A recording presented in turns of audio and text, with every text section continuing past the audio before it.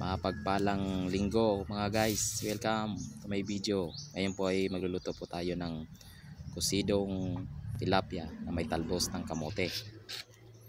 Ngayon po, siniprate ko po ang buntot tsaka yung ulo. Dahil po yung buntot ay papaksiw po natin at ang ulo lang po ang ikukusido natin. Ano po ba ang tawag sa probinsya nyo nito? Kasi po dito sa Bicol, kusido po ang tawag dito. Yan na po, siniprate ko na po yung dalawa. Yan na po, kumukulo na po yung tubig natin na may mga ricado, kamatis, sibuyas at luya. At ilalagay na rin po natin yung ulo ng tilapia. Siguro mga 6 na piraso to, 8. Kasyang kasya na to hanggang mamayang hapon. Tingnan talaga guys, tipid-tipid rin pag may time. Dito na rin po ako nagluto sa uling para tipid naman kahit paano sa gas. Yan po guys, nilalagay ko na po siya lahat. Tatakpan na lang po natin yan. Yan na po guys. Yan, kumukulo na po siya. Huwag po natin guys pasusobrahan sa kulo ito, baka madurog yung isda. Tinimplahan ko na rin po ito guys ng konting asin. Simplahan na lang po natin ulit mamaya kung kulang pa sa ating panlasa. At lalagyan po natin to ng 1 kilong asin. Joke lang po. At 1 kilong bitchin. Joke lang po. Sasabay ko na rin po dito nilagay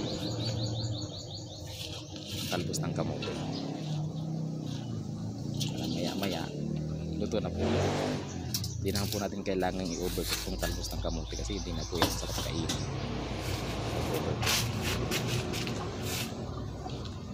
Ilubog lang po natin gamit ang sandok.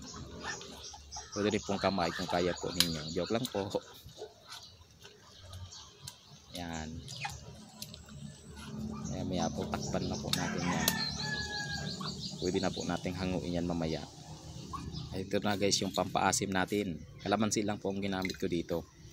Para natural po. Wala pong halong chemical. Sarap po itong pampaasim kaysa po yung mga binibili natin sa tindahan. Natural lang. Ito na guys. Tikiman time na po ito. Nilagyan ko lang po ng konting asin kasi medyo mataas po ang panlasa natin. Pwede na po ito. Yan, dubog-dug po natin para matunaw yung asin. Atin na po itong titikman.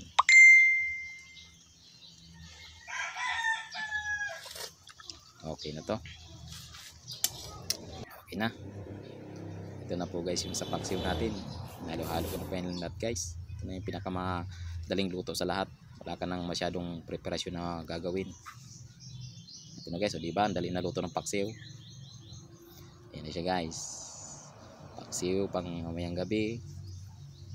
At kusido po ngayong tanghali. So guys, salamat. Bye bye.